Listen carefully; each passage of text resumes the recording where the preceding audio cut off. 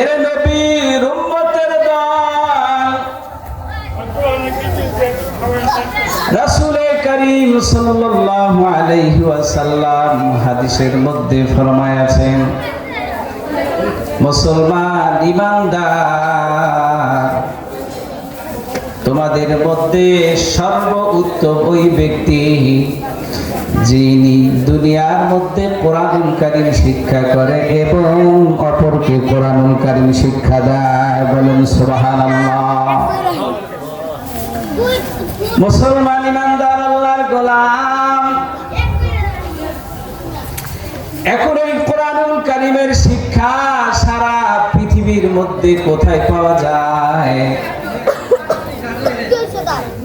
দুনিয়ার মধ্যে অনেক মানুষ মনে করে শুধু কোরআনুল কারীমের শিক্ষা স্কুল কলেজে এবং ভার্সিটির মধ্যেই পাওয়া যায়, আর কোথাও এই কোরআনুল কারীমের শিক্ষা পাওয়া যায় না।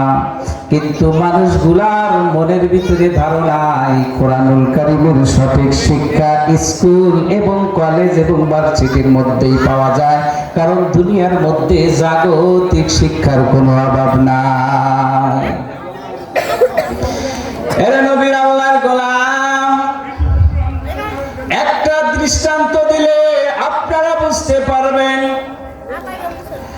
আমরা সকলেই দুধ আর ঘি আর মাখন অবশ্যই চিনি, কারণ একজন মানুষ যদি দুনিয়ার মধ্যে ঘি আর মাখন তৈরি করে, তাহলে ওই মানুষটার পূর্বের থেকেই ঘি আর মাখন তৈরি করতে গেলে অবশ্যই দুধ লাগবে, এটা ওই মানুষটাই অবশ্যই কিন্তু জানে। এখন যেই মানুষটা ঘি আর মাখন তৈরি করবেন, বানাইবেন, ওই মানুষটা যদি মনে মনে কল্পনা করে দুনিয়ার মধ্যে যেহেতু দুধের অভাব, দুধ পাওয়া যায় না, অনেক কষ্ট করে দুধ জমা করতে হয়, মানুষগুলা নিয়ে আসে সেখান থেকে ক্রয় করতে হয়, সুতরাং আগামীকাল থেকে আর দুধ আমরা সংগ্রহ করব না, বরং ওই মানুষটা, ওই বোকা মানুষটা সারা এলাকার মানুষদেরকে খোঁজ খবর লাগায় দিল যে আজকের থেকে আমরা দুধ আর সংগ্রহ করব না, বরং দুধের থেকে এলাকার মধ্যে পানির গুরুত্ব, পানি অনেক বেশি, এই জন্যই ওই মানুষটা ঘি আর মাখন তৈরি করার জন্য সারা এলাকার মানুষদেরকে পানি সংগ্রহ করার জন্য বলিয়া দিল। ও মুসলমান ঈমানদার, আপনারা বুঝে থাকলে বলেন যে সারা পৃথিবীর পানি যদি একত্রিত করা হয়, ওই পানি থেকে আপনারাই বলেন ঘি আর মাখন কোনদিন বানানো সম্ভব হবে কিনা?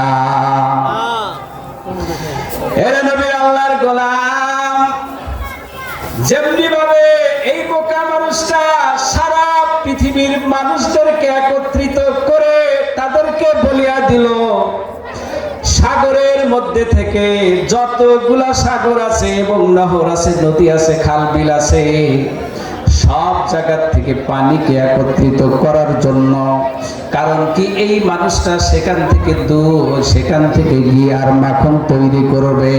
ও মুসলমান ঈমানদার, সারা পৃথিবীর মানুষ যদি একত্রিত হইয়া সাগর খাল বিলের থেকে পানি সংগ্রহ করে যেমনি ভাবে এক ফোঁটা ঘি আর মাখন তৈরি করা সম্ভব না, মুসলমান ঈমানদার আল্লাহর গোলাম, ঠিক এমনি ভাবে সারা দুনিয়ার মধ্যে স্কুল কলেজের অভাব নাই, ভার্সিটির অভাব নাই।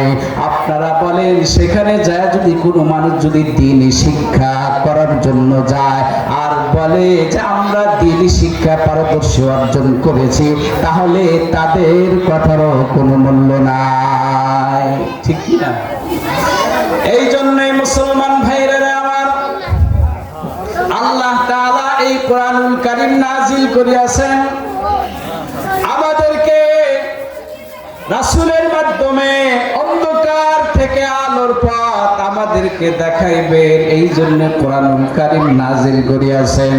মুসলমান ঈমানদার আল্লাহর গোলাম, এই কোরআনুল কারীমের যদি কোনো শিক্ষা কোনো বান্দা এবং বান্দি গ্রহণ করে, এই কোরআনুল কারীমের হুকুম যদি কোনো বান্দা এবং বান্দি মানে, এই কোরআনুল কারীমের আমল যদি নিজের মধ্যে ফিট করতে পারে, ও মুসলমান তাহলে এই কোরআনুল কারীমের উসিলা করে আমার আল্লাহ তাআলা ওই ব্যক্তিকে নাজাতের ফয়সালা করে দেবেন। বলেন সুবহানাল্লাহ। মুসলমান ইমানদার আল্লাহর গোলাম, আল্লাহ তাআলা পবিত্র কোরআনুল কারীমের মধ্যে ফরমান, এরে যুবক, ইন্না নাহনু নাযালনা যিকরা ওয়া ইন্না লাহু লাহাফিজুন। আল্লাহু আকবার। এরে মুসলমান আল্লাহর গোলাম, একমাত্র এই কোরআনুল কারীমের হেফাজতের দায়িত্ব কে নিয়েছেন? আল্লাহ। কারণ এই কোরআনুল কারীমের হেফাজতের দায়িত্ব কোনো মানুষকে দেওয়া হয় নাই, কোনো এমপিকে দেওয়া হয় নাই, কোনো মুসলমানকে দেওয়া হয় নাই, এলাকার কোনো মেম্বারকে দেওয়া হয় নাই, এলাকার কোনো চেয়ারম্যানকে দেওয়া হয় নাই। কারণ এলাকার মেম্বার যদি এই কোরআনুল কারীমের হেফাজত করার জন্য দায়িত্ব পাইতো, চেয়ারম্যান যদি দায়িত্ব পাইতো, তাহলে এই কোরআনুল কারীম এমন একটা সম্মানিত বস্তু, এমন একটা দামি জিনিস। কারণ এই কোরআনুল কারীম যেখানে রাখা হবে সেখান থেকেই বাংলাদেশের মানুষ চুরি করে হলে অন্য দেশে নিয়ে যাইতো। মুসলমান ইমানদার আল্লাহর গোলাম, আল্লাহ তাআলা বললেন কোরআনুল কারীমের হেফাজতের দায়িত্ব আল্লাহ তাআলা নিয়েছেন, পৃথিবীর কোনো মানুষকে দেওয়া হয় নাই। কারণ এই কোরআনুল কারীমের হেফাজত স্বয়ং আল্লাহ তাআলা ছাড়া আর পৃথিবীর কোনো মানুষে পারবে না। কারণ আপনি যখন যেই জমিনের ভিতরে বসবাস করতেছেন, আপনারাই বলেন এই জমিনের পর্চা, এই জমিনের দলিল, এই জমিনের খতিয়ান সম্পর্কে যদি আপনি না জানেন, আপনি যদি বুঝতে না পারেন, তাহলে দূরবর্তী মানুষ এসে আপনাকে যে কোনো সময় এই জমিন থেকে আপনাকে উৎখাত করিয়া দেবে। বলেন ঠিক কিনা? কারণ আমি যে জমিনে বসবাস করতেছি, এই জমিনের খতিয়ান সম্পর্কে আমি জানি না, এই জমিনের পর্চা সম্পর্কে আমি জানি না, এই যে জমিনের মধ্যে আমি বসবাস করতেছি এই জমিনের দলিল আমার কাছে নাই। বরং আমি যেই জমিনের মধ্যে বসবাস করতেছি এই জমিনের দলিলটা হলো অন্য জনের নামে। আর মুসলমান ইমানদার বুঝে থাকলে আপনারা জবাব দেন, যদি আপনার ওই জমিনের মধ্যে, যেই জমিনের মধ্যে আপনি বসবাস করতেছেন, ওই জমিনের দলিল যদি অন্যের নামে হয়, আপনারা বলেন এই জমিনের মধ্যে বসবাস করার আপনার অধিকার আছে কিনা? কোনো অধিকার নাই। কারণ আমি যেই জমিনের মধ্যে বসবাস করতেছি এই জমিনের পর্চা, দলিল, খতিয়ান এটা আমার না, অন্য জনের নামে। যার কারণে আপনার এই জমিনের মধ্যে বসবাস করার আর কোনো অধিকার নাই। এই জন্য মুসলমান ভাইয়েরা, আমার জমির দলিলটা অত্যন্ত বড় মূল্যবান জিনিস, দামি জিনিস। এই জন্য সারা পৃথিবীর মানুষগুলা আপনার এই জমিনের দলিলগুলা বড় হেফাজতের জায়গা রেখে দেয়, ট্যাঙ্কের ভিতরে রেখে দেয়। বরং এই জমিনের দলিলটা যাতে করে সংরক্ষণ করতে পারে, এই জন্য ওই জমিনের দলিলটা মূল্যবান জায়গায় রেখে দেয়। কারণটা হলো এই জমিনের দলিলটা যদি হেরে যায়, হারায়া যায়, তাহলে আমি যে এখানে বসবাস করতেছি বসবাস করার অধিকার আর আমার নাই। মুসলমান ইমানদার আল্লাহর গোলাম, এই জন্য দুনিয়ার মধ্যে মানুষের প্রত্যেকটা বাড়ির ভিতরে থালি, বাটি, কাঁচের জগ, কাঁচের গ্লাস গুলা, মানুষগুলা এগুলা অল্প দামের জিনিস, এই জন্য মানুষগুলা ঘরের ভিতরে রেখে দেয়, ছোট্ট একটা জিনিসের মধ্যে রেখে দেয়।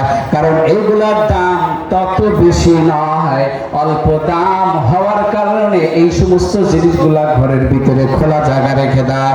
আর জমিনের দলিল বড় মূল্যবান জিনিস, মূল্যবান হওয়ার কারণে ওই জমিনটা টাঙ্গের ভিতরে রেখে এরপরে মানুষগুলা তালা মেরে সংরক্ষণ করতে থাকে। বলেন ঠিক কিনা? এরা মুসলমান আল্লাহর গোলাম, যেহেতু এই জমিনের দলিলটা অত্যন্ত বড় দামি জিনিস, এই জন্য হেফাজত করে বড় সংরক্ষিত জায়গা। মুসলমান ইমানদার আল্লাহর গোলাম, ঠিক এমনি ভাবে আল্লাহ তাআলার এই কোরআনুল কারীম যদি কোনো বান্দা ব্যাংকের ভিতরে রাখতে যাইতো তাহলে সেখান থেকে চুরি হওয়ার সম্ভাবনা আছে। এই আল্লাহ তাআলার কোরআনুল কারীমকে যদি ঘরের ভিতরে রেখে দেওয়া হয়, কাফের বেঈমান মুশরিকের দলরা সেখান থেকে চুরি করে নিয়ে যাবে, আর ভিতরে কোনো সন্দেহ নাই। এই জন্য রব্বুল আলামিন কোরআনুল কারীমটা মানুষের অন্তরের ভিতরে এমন জায়গা হেফাজত করিয়া দিয়েছেন, এমন জায়গা আল্লাহ তাআলা সংরক্ষণ করিয়া দিয়েছেন। একজন হাফেজে কোরআন, একজন হাফেজের কোরআনের ভিতরে তার দিলের মধ্যে, অন্তরের ভিতরে আল্লাহ তাআলা পুরা 30টা পারা তার অন্তরের ভিতরে হেফাজত করিয়া রেখে দিয়েছেন।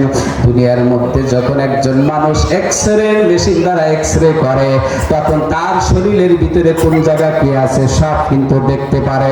কিন্তু একজন মানুষের হাফেজে কোরআন যখন একটি টেবিলের উপরে রেখে সারা সব জায়গা দিয়ে যদি এক্সরে মেশিন দ্বারা এক্সরে করা হয়, তাহলে ওই কোরআনুল কারীম আল্লাহ তাআলা কোথায় হেফাজত করে রেখেছেন, ওই এক্সরে মেশিন কিন্তু কোনোদিনও ধরা পড়বে না। বলেন সুবহানাল্লাহ। এক্সরে মেশিন দ্বারা কোনোদিনও আল্লাহ তাআলা এই কোরআনুল কারীম কোন জায়গা হেফাজত করেছে, এটা আল্লাহ তাআলা এই যে দুনিয়ার মধ্যে যে এক্সরে মেশিন রেখেছে, এটা কোনোদিনও ধরা সম্ভব না যে একজন হাফেজে কোরআনে আল্লাহ তাআলা কোরআন কোথায় হেফাজত করেছে। মুসলমান ইমানদার আল্লাহর গোলাম, এই জন্যই এই রূপসী এলাকার মানুষ আপনারা বড়ই ভাগ্যবান। কারণ মসজিদের পাশাপাশি আপনারা যেহেতু একজন রূপসী নুরানি হাফিজিয়া মাদ্রাসার আয়োজন আপনারা করেছেন, আপনারা বড় ভাগ্যবান, বড় সম্মানিত মানুষ। কারণ আপনারা এই সম্পর্কে বুঝেছেন এই কোরআনুল কারীমের হেফাজত এবং আল্লাহ তাআলার এই মাদ্রাসার কতটুকু কি পরিমাণ গুরুত্ব। আপনার সন্তানগুলা এখানে দিলে এই সন্তান নামাজ কেমনে পড়তে হয়, এই সন্তান আপনার জানাজা কেমনে পড়বে, এই সন্তান মসজিদের জুমার নামাজে ইমামতি কেমনে করবে, আপনাদের এই সন্তানগুলোকে এখানে লেখাপড়া করে আর পরে শেখানো দেওয়া হয়, শিখায় দেওয়া হয়।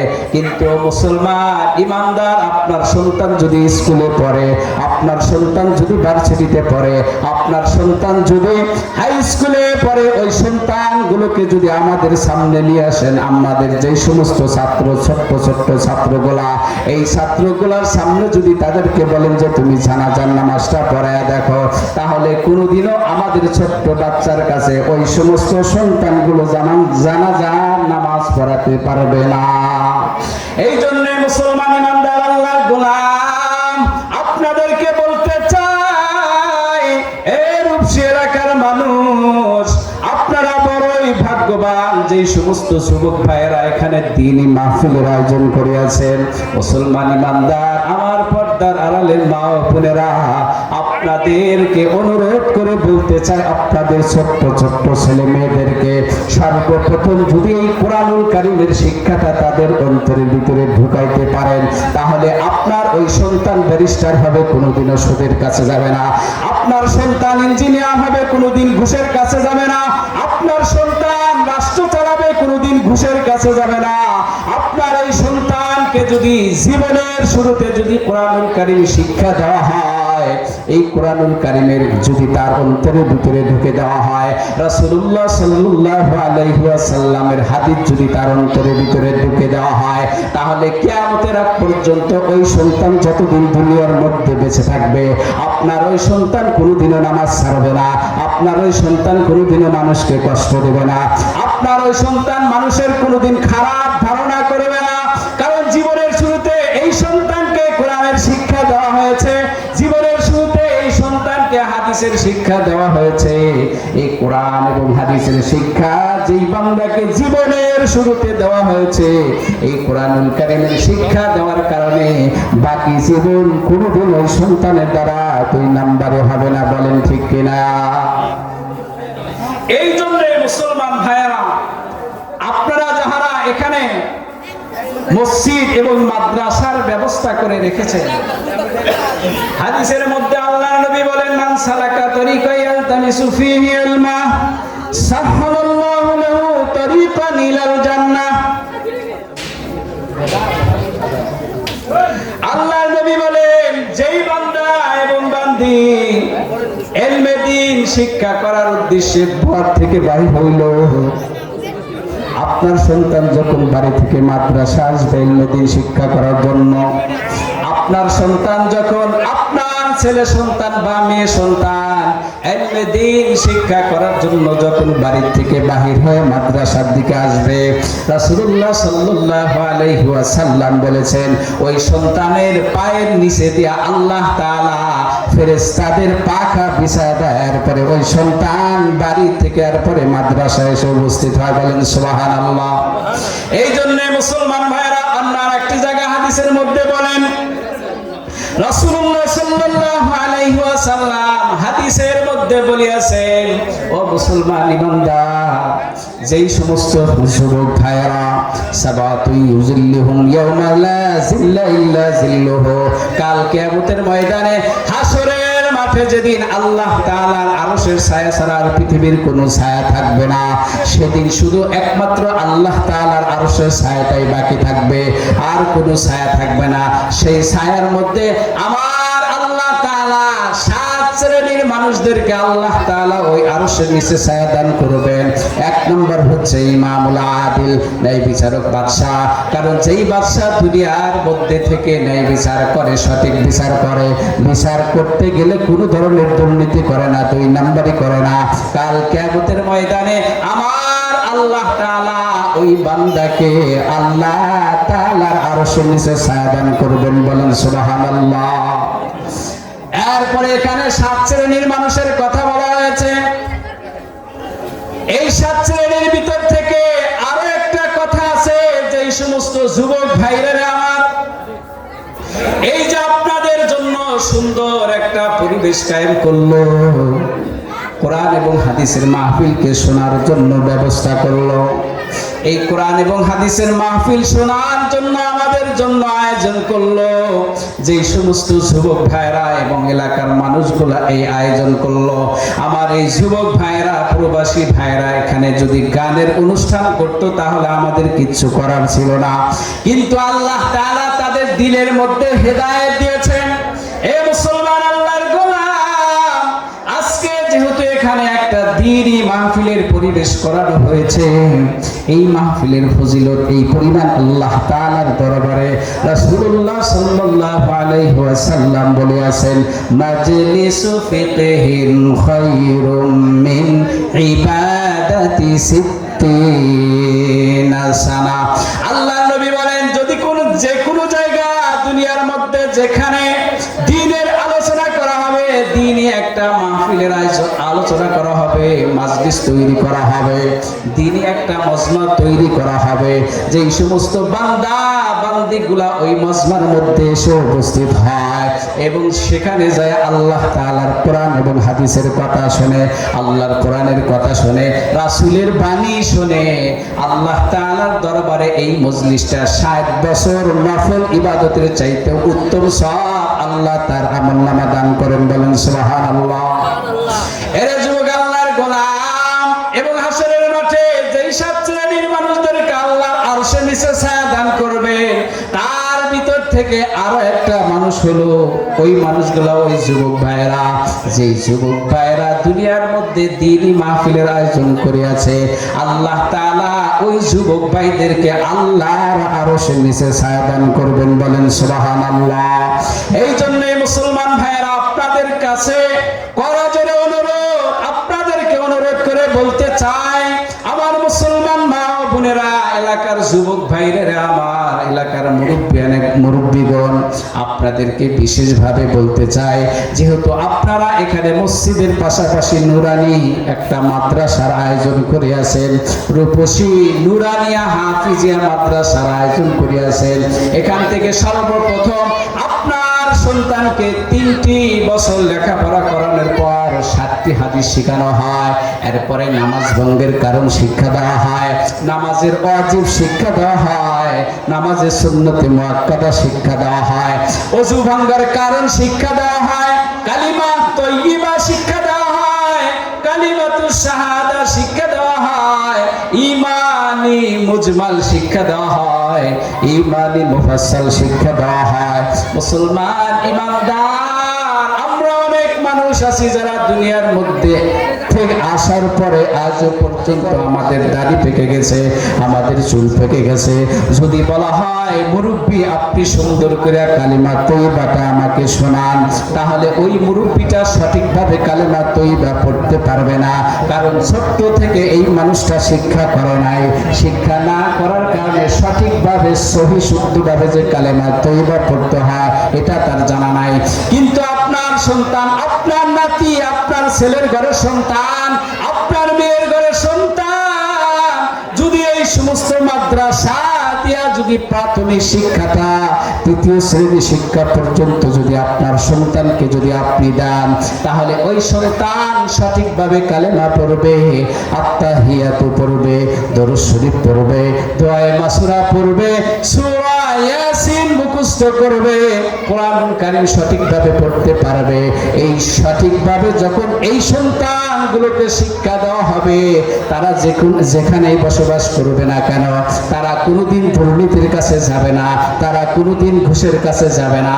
এই জন্যে মুসলমান ইমানদার আপনাদেরকে বলতে চাই, সর্বপ্রথম শিক্ষাটা যেন আমাদের কোরআনুল কারীমের হয়। আল্লাহ তাআলা আমাদের সকলকেই এবং আমাদের সন্তান এবং ছেলে সন্তান মেয়ে সন্তানদেরকে আল্লাহ তাআলা সকলকেই নেক সন্তান হিসাবে গড়ে ওঠানোর জন্য আল্লাহ তাআলা তৌফিক দান করে।